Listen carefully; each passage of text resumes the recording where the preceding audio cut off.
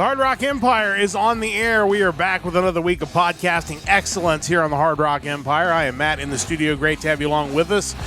We are talking the music of July the 3rd this week as we have moved past the halfway point of the music of 2026, and this is episode number 125 of the Hard Rock Empire. Great to have you along with us for yet another episode as we wrap up the month of July and get ready to turn the calendar to the month of August. A lot of good stuff this week. Looking forward to going through the playlist and some releases by some longtime bands that definitely deserve your attention this week. We'll talk about that and more on this week's edition of the Hard Rock Empire. Joining me in studio, as always, is Mike. Mike, how's it going? It's going. Yeah, not a lot of music this week as far as just overall quantity, but what was out there was good. There were quite a few albums I really enjoyed. One that I settled on kind of just because I felt like it was the most just kind of energetic of the ones that I did enjoy. It kind of fell that way. I couldn't think of anything better to pick, but all things considered, not bad. Not at all, and we'll go through that. And of course, if you're watching on YouTube, which of course that's where we are broadcasting now, you will see Mike's playlist pop up when we get to the new music at the top of the screen. You'll be able to check that out. Definitely encourage you to do that. That has everything on the list for this week, so you can kind of go through and see what you like. And as Mike mentioned, it was a shallow pool, which we kind of expected with it being the weekend of July the 4th. So we kind of knew that there was a chance that there wouldn't be a lot of releases that week, and pretty much lived up to that. But what was out there was pretty good. And before we get into all of the ones that you usually spotlight before we get to the playlist, a couple of big names on the list that are definitely worth maybe an additional spotlight. So I'll kind of let you do that, and we'll talk a little about them first. Yeah, I guess first and foremost, got to mention Deep Purple releasing their 24th studio album. Obviously, just English rock legends. Still got 3/5 of the Mark II lineup, so that's pretty awesome. Still got Ian Gillan, Roger Glover, and Ian Pace. I've heard a couple tracks off the album. The song Diablo actually features Keith Urban on it, which kind of threw me off. But what I heard, really solid, and Ian Gillan still sounds good. Ian Gillan will turn 81 years old in about 3 weeks' time.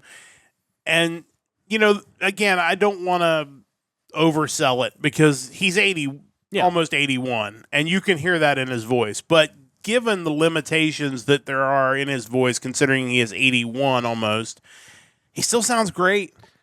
He has the benefit of having a unique voice. Yeah. And you can still pick up that uniqueness, even despite what limitations there may be. So it still kind of scratches that itch, even if, he's not going to hit crazy high notes at this point. It sounds like him, and it's still enjoyable. And as far as I can tell, and I, again, just based on what you hear in the sound, I commend them for not falling into that temptation to juice his vocals and make him sound like he's 60 instead of 80.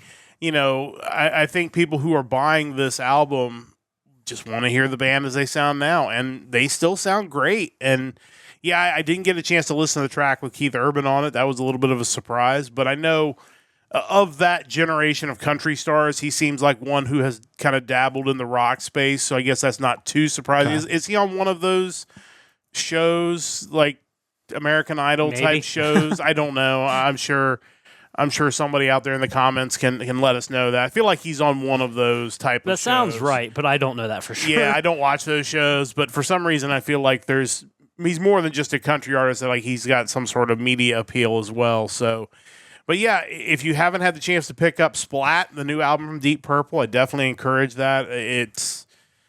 What I've heard of it is really good so far, and it's great to see them just still getting after it after all these years. And you never know when the last album's going to drop from those guys, because I have a feeling, you mentioned 3/5 of the Mark II lineup still there. I feel like when you get to the point, because there was some comments I saw from Ian Gillan talking about the album where he said, like, he knows that the end of his career is near. Like, he said, it creeps up on you, and then all of a sudden one day it's close. So could be their last album, but if not, certainly one of their last albums, and absolutely great to see those guys continuing to pump out new music when they easily could just fall back on just being a greatest hits band at this point. Yeah, I mean, again, 24 albums in, and just legendary stuff from all versions of Deep Purple. To me, still that Mark II lineup, Ian Gillan's vocals. That's my Deep Purple. Yeah, I 100% agree. No with offense that. to the other renditions of the band. Sure, and they've had some different renditions over the years. Next, we got a live one from LA Guns, live from the Guild Theater. It was a live show kind of commemorating the release of their most recent studio album. I thought that was really solid, too. I think Phil Lewis, again, kind of obviously not Ian Gillan in terms of age, but, again, someone who's been around a long time, still sounds great. The band looks good. Like, always cool to see. Yeah, the track that was on the playlist I really enjoyed, and he's not 81, obviously, and nor are the other members of the band, but those guys have got some miles on those tires. The tread has been worn a little bit. Those bands that came up on the Sunset Strip and, lived the hard life that those guys did when they were partying and carrying on.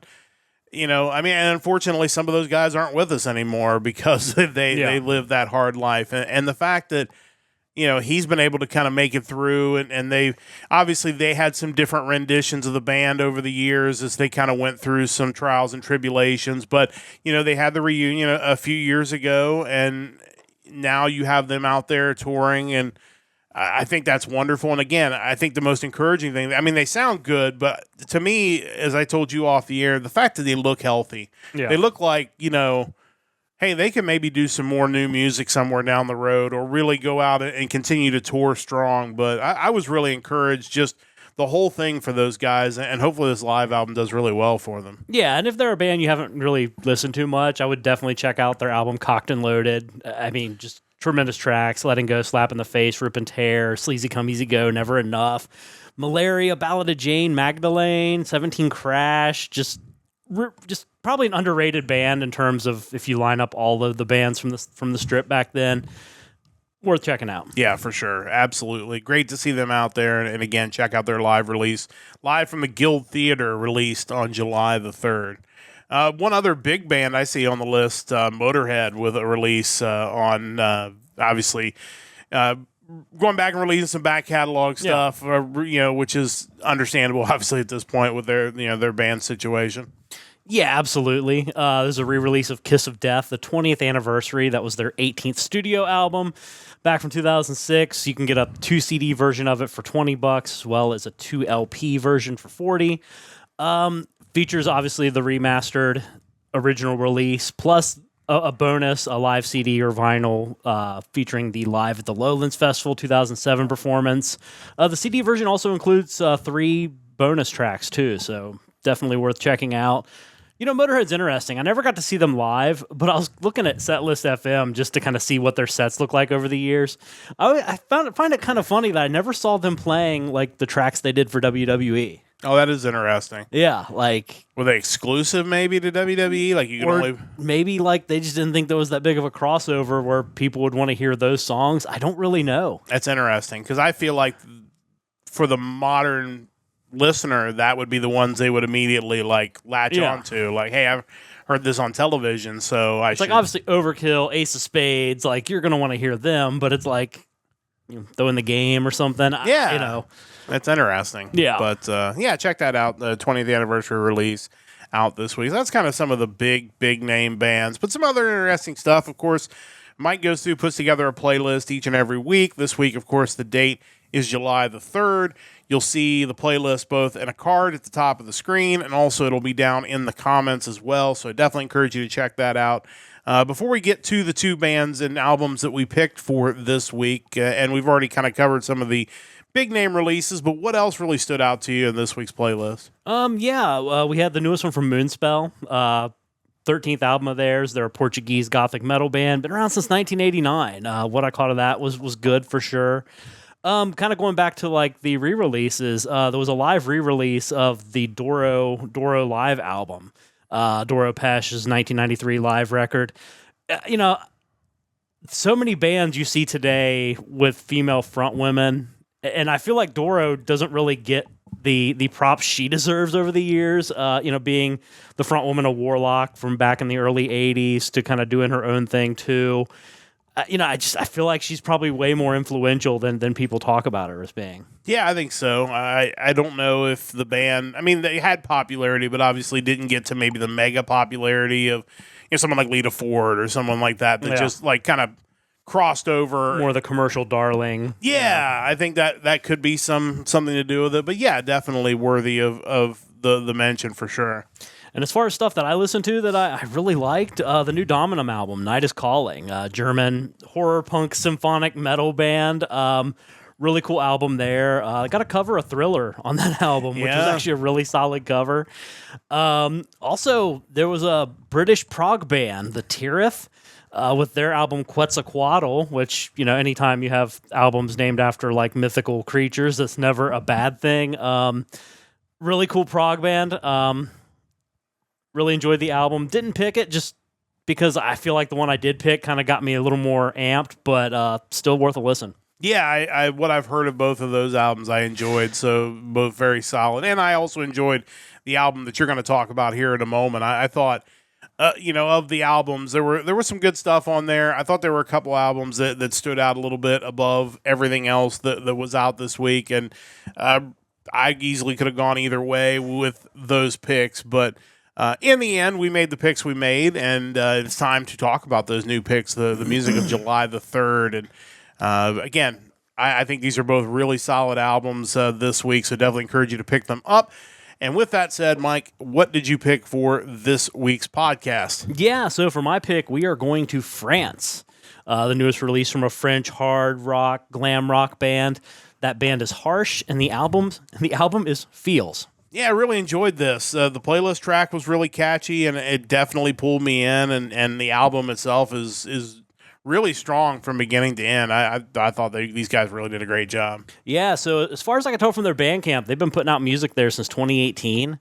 The band consists of Albert Arnold on lead vocals and guitar, Severin Piazzoli on guitar and backing vocals, Julian Martin on bass and backing vocals, and Leo Lowenthal on drums and backing vocals. Like I mentioned, I like several albums I listened to this week, but this one just had an energy to it that I couldn't really avoid. The playlist track, which was the video for the song Forever Yesterday, felt like the kind of song you'd release in 1990 to like massive success, only to then be dropped by your label the next year. But it made you want to listen to the whole album. There are so many instances where a band will have a song, which is basically a power ballad, where you're like, okay, that's really cool. Then you go and listen to the album, and there are several tracks that are harder, more upbeat songs. You're like, okay, I like these even more. I'm glad the power ballad hooked me in, because what I ended up getting was even better. And that's kind of the case here. These guys got the whole hard rock with pop sensibility thing figured out. The album's produced and mastered by Hans Braun, the frontman of Kissin' Dynamite, a band that we've talked about before, who have kind of made their own name in that same hard rock space for 20 years now. Also worth noting on the cover front, this album features a cover of Michael Cimbello's Maniac, because why not cover all the greatest tracks from the 80s? Standout tracks on this album include All I Ever Wanted, Don't Mess With Me, Forever Yesterday, Back to Life, Never Gonna See Me Fall, and the track that I picked to listen to, Fuel to the Fire. Let's check these guys out. This is Harsh with their new album Feels. This is the third track off of this album, Fuel to the Fire. Let's listen to a little bit of that now.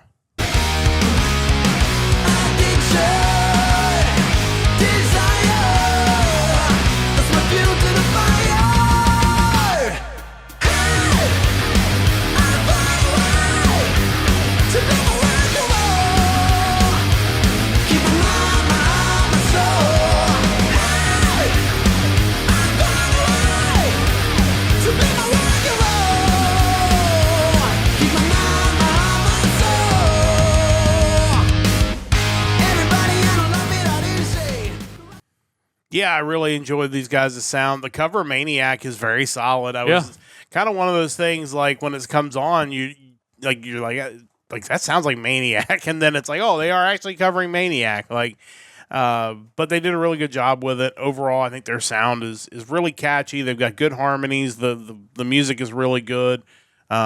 Great to see bands continue to make this kind of music. I know we talk about that all the time, but this would have been a genre of music that I would have assumed never really made a comeback or wasn't really popular with new musicians now. And the fact that these guys are doing it and so many others we've seen over the last 125 episodes, is always encouraging to me, and I hope the sleaze rock type music never dies. I hope it's something that just continues to live on. It just feels to me like rock is way more popular globally than we've been led to believe. Yeah. When you have bands up and coming that are wanting to make music like this, I feel like we've been sold for years that just never happens. And clearly it happens way more than we realized. Yeah, it's just out there. You have to hunt for it. We talk about that all the time as well. But that's one thing we like doing on this podcast is hunting for that kind of music. So definitely worth checking those guys out. Really good release from Harsh. That is Mike's pick for this week. My pick, we are coming back to the U.S. of A. In fact, we are headed to Las Vegas, Nevada for this hard rock band. This is Generation Landslide and their new release, Existence. The band is made up of Anthony White on guitar and lead vocals, Sandy Stein on guitar and backing vocals, Jonathan Swanson on bass and background vocal, and Ken Kudelka on drums and percussion. Anthony White, based out of Las Vegas, took the band name Generation Landslide. Was originally formed in Phoenix in the early 2000s and kind of carried it with him for 2 decades, really hadn't released anything under that name. They finally did end up releasing something, Ruling the Street Scene, which was very much like an 80s and 90s influenced melodic rock album. It feels like, they've maybe... There's still a lot of melody in this, but there is a little bit more edge as well, maybe taking a step that direction. The album itself is released on Ron Keel's label, which I did not know was a thing, RFK Media. But that's great to see because Ron Keel, obviously a legend, and we've talked about him on the podcast before. From the time famous to time. RFK, Ron Keel. Yes, that's right. That's the football stadium is named after. Not exactly, but great to see him. Helping newer and younger bands out there, continuing to get their music out there. These guys have had a chance to play in some big festivals. They had a co-headline spot in the M3 Festival pre-party in Columbia, Maryland. They've also played the Whiskey A Go-Go in Hollywood. Anthony White has kind of an interesting path. He his band Excursion with bandmate Mark Slaughter of Slaughter fame. Then White would move on, I guess, to play some with Slaughter. And was also a member of the first officially sanctioned Kiss tribute band, Cold Gin, with future Kiss guitarist Tommy Thayer. And then, of course, he was the founding member of Cold Sweat, which was kind of his band that I don't know if he's still working with or if that was something he moved on from to work with Generation Landslide. But so many of these guys have so many different projects, it's certainly possible he's still working that as well. The label describes them as arena rock, heavily influenced by early Kiss, Thin Lizzy, and Alice Cooper. Definitely some similarities there. What's interesting is there wasn't a lot of reviews on this album. I feel like it's kind of flown under the radar, but we kind of like to find bands and albums that fly under the radar on this podcast. Some of it does have a little bit of a southern rock sound to it. There a little bit at times, but that's certainly just fine by me as well. If you like a throwback sound with catchy lyrics, strong harmonies, and a rock that does have a little bit of a southern rock vibe at times, I think you'll enjoy this album. Overall, I thought it was really solid from beginning to end. Standout tracks include Dirty Little Blonde, Love Has Saved Me, Are You Ready? And the track we're going to listen to on the podcast is Running Out of Time. Let's check these guys out as Generation Landslide with their new release, Existence. This is the third track on this album, Running Out of Time. Let's listen to a little bit of that now. Maybe it's time to come together. Maybe it's time for us to see. We live in hope and die in fear, wishing problems would disappear, 'cause the world is running out of time.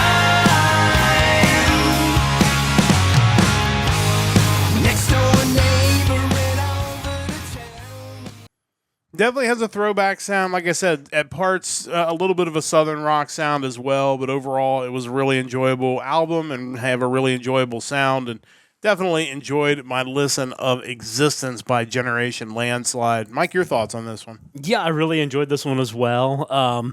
It does kind of break one of my rules as far as if you want me to find your stuff easier, don't name your band after a famous song by a more famous artist. Yes. Generation Landslide being an Alice Cooper track from the Billion Dollar Babies album.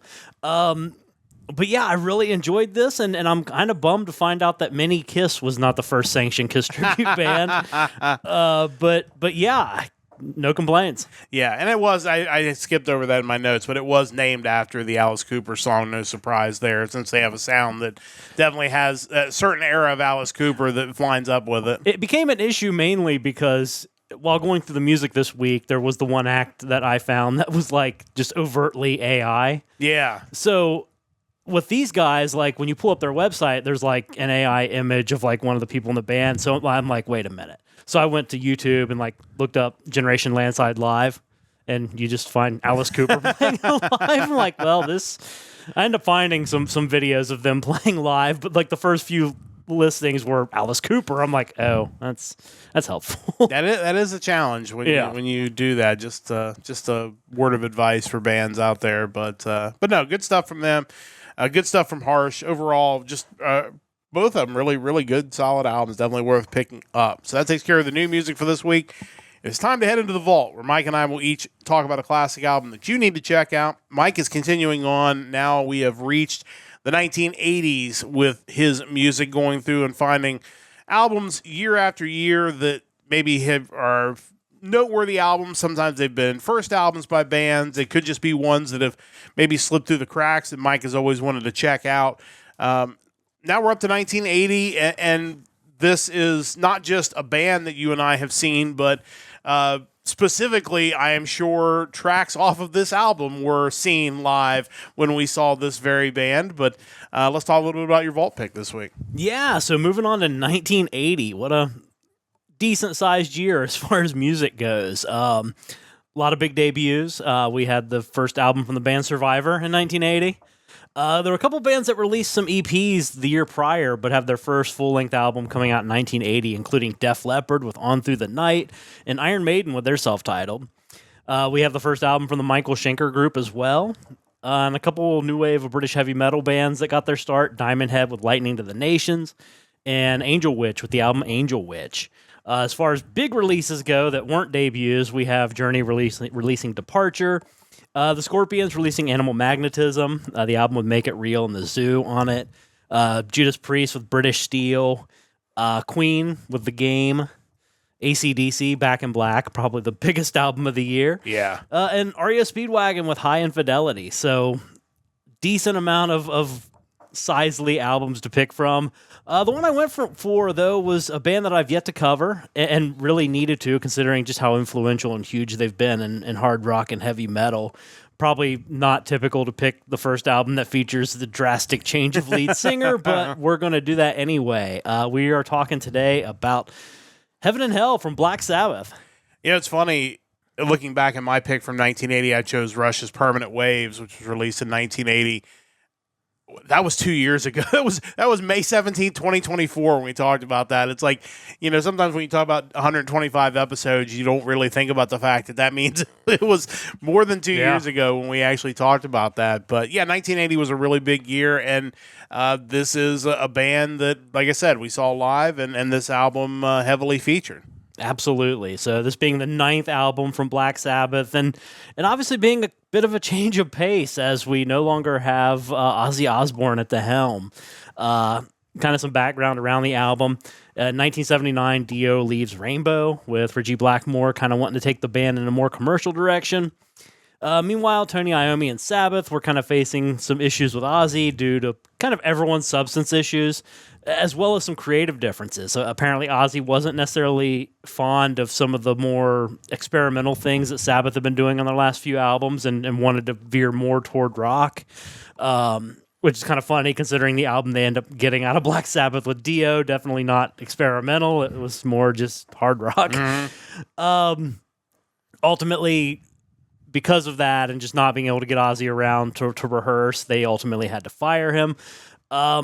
Tony Iommi met Ronnie James Dio kind of randomly at the Rainbow the same year, introduced by Sharon Arden, who would ultimately end up becoming Sharon Osbourne, which is kind of interesting. Yeah. They spoke about creating a new band and would eventually get together. They finished the track Children of the Sea, which was a track that apparently Tony has an early version of that features Ozzy on vocals, as well as some other changes to the song. But there you go. That all happened, and Dio's in the band. This album features him on vocals, Tony Iommi on guitars, Geezer Butler on bass, and Bill Ward on drums. With Ronnie on board, the band would see another lineup change a few months later as Bill Ward would depart, facing some personal issues. He would later also say that he felt that this was kind of a different band and not just a turning point for Sabbath. I can totally get that after listening to the whole album. The Wikipedia page specifically references a song like Lady Evil, which to me sounds like it could just be a Dio song. The Wikipedia page also has an excerpt from an interview with Zakk Wylde, who huge Sabbath fan, has his own kind of tribute version of it as well.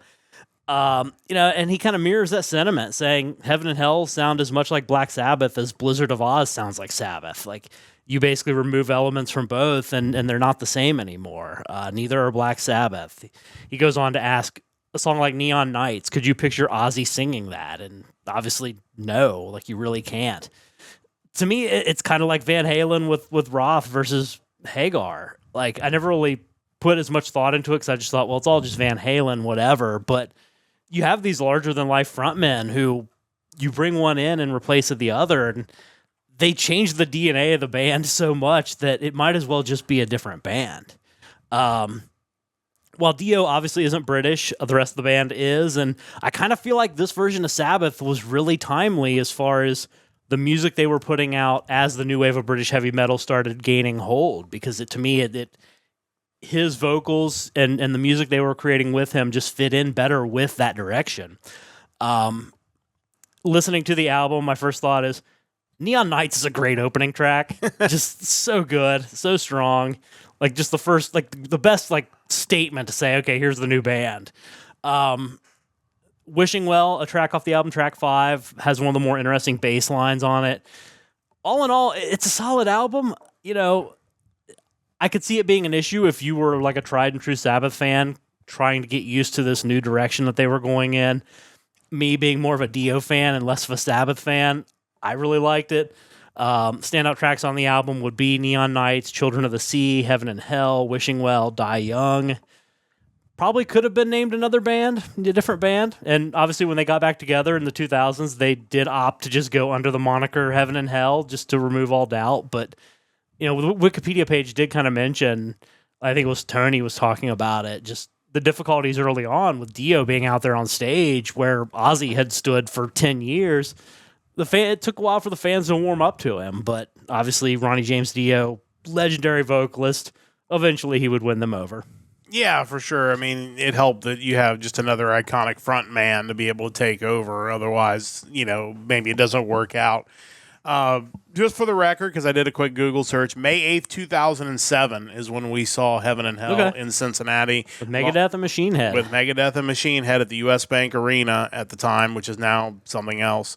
I can't remember what it is. It's some other bank now, arena. But yeah. The setlist.fm, while not inaccurate, is unhelpful because they list 14 of the 15 songs as covers, even though technically they're not.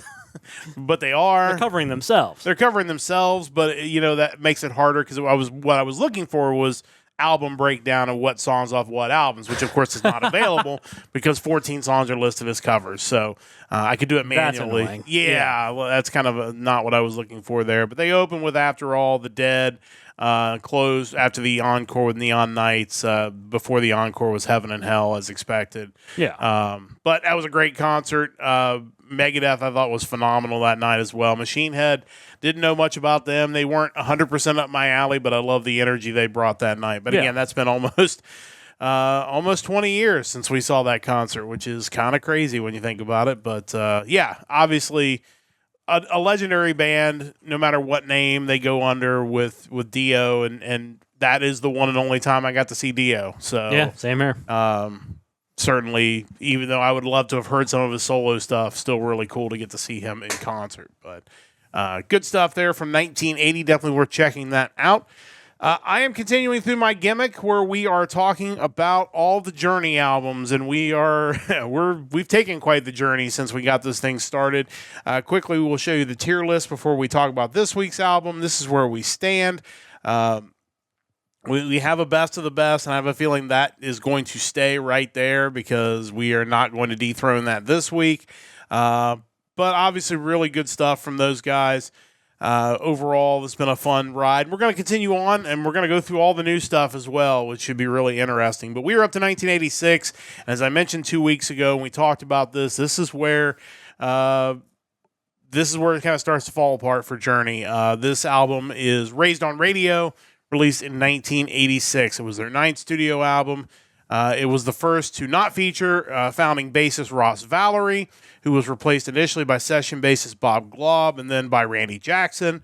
Drummer Steve Smith contributed to a few tracks, but was replaced during the recordings by session drummer Larry Loudon, and then Mike Baird for the subsequent tour. The album spawned 3 top 20 singles: Girl Can't Help It, I'll Be Alright Without You, and Suzanne. It also sparked a top 10 single, Be Good to Yourself. It went to number 4 on the Billboard 200, and it was certified double platinum in the U.S. So we mentioned 2 weeks ago that Frontiers came out in 1983. In the interim, Steve Perry went on to release his own solo album, which was Street Talk, and it did very well.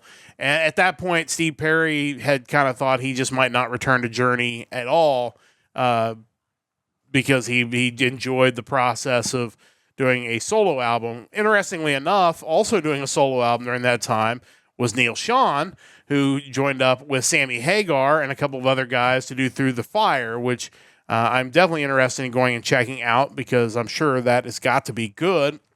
But as it turned out, Jonathan Cain called Steve Perry and said, hey, there's some unfinished Journey stuff that we have. I would like to work on that with you. And that was enough to get Perry to come back and do this. However, in the process of him coming back, he decided, and of course, he said that the band decided that the band really knew what Journey's sound was at that time. So they thought it was best that Perry take over the producing role of the album. So that is exactly what happened. And this album 100% sounds like that, as it just sounds like, I believe my description was the AORist of all AOR albums. But that's kind of what you would expect if Steve Perry was producing an album. Not a lot of professional reviews on this one on Wikipedia. AllMusic gave it a 3 out of 5. It received mixed critical reception. William Ruhlman of AllMusic stated the album found the group reduced to a trio and yet able to recreate the accessible pop rock sound perfected on earlier albums such as Escape and Frontiers. Ruhlman noted that while it did not match the massive sales of Escape, it confirmed that Journey's music hit a large audience right to the temporary end of its career. One of the AllMusic users said, and this was, I think, kind of fitting, said, down to their core of Perry, Cain, and Schon, Journey seems weary on Raised on Radio. That doesn't mean there aren't uplifting tracks, because there are. It's just that energy that dominated the better part of a decade just doesn't seem to be there. Steve Perry does his best to bring life to the songs, and both Jonathan Cain and Neil Schon had a solid music flavor to the songs, but the lyrics lack a deeper direction and don't seem to take the band higher. I think it's a really good way to look at it. It is clearly a band that is trying to write 10, 12 hit songs. Like, the hits are hits, and they're really good. There's a couple of other tracks that I thought were really good and probably could have or should have been hits.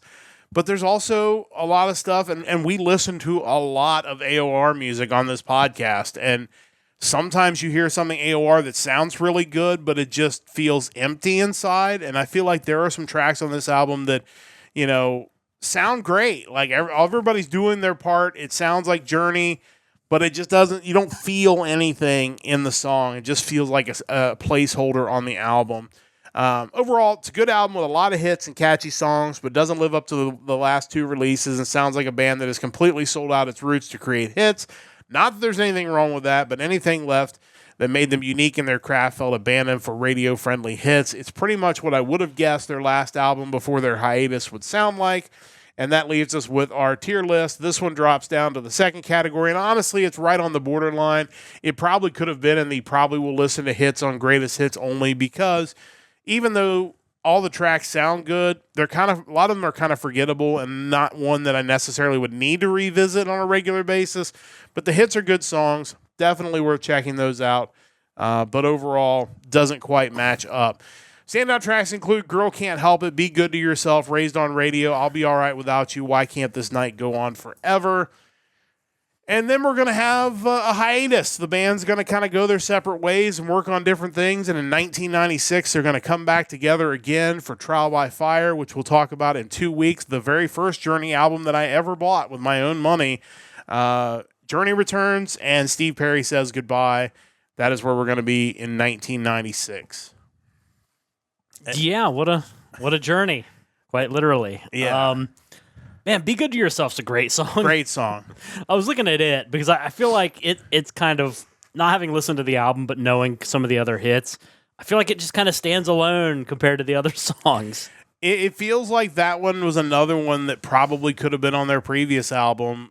I mean, they don't say that, but as far as the spirit of that song compared to some of the other ones, it feels like that one was something that might have been on the chopping block at the end of the last album, because it feels a lot stronger even than the other hits on the album. It feels a bit more separate ways than it does I'll Be Alright Without You. Yeah. And again, there's nothing wrong with those other hits. Like, I listened to them on the radio, but it's just, you can tell, like, this is a band, you think back to those first 3 albums, they were very prog, and I felt like, and we've talked about it on the podcast, like, there were prog elements even in their commercial albums of the early 80s where you had songs that led in from one to the other, where it's like, back in the old day, that's an 8-minute song, but now they've split it into 2 4-minute songs for radio.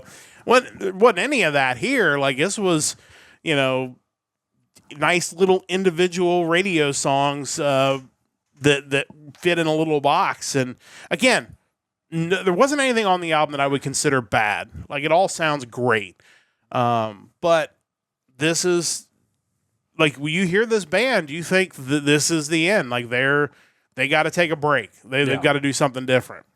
But once it no longer is a collaborative effort and you have people getting fired or leaving because they don't feel that collaboration, it's just a solo project.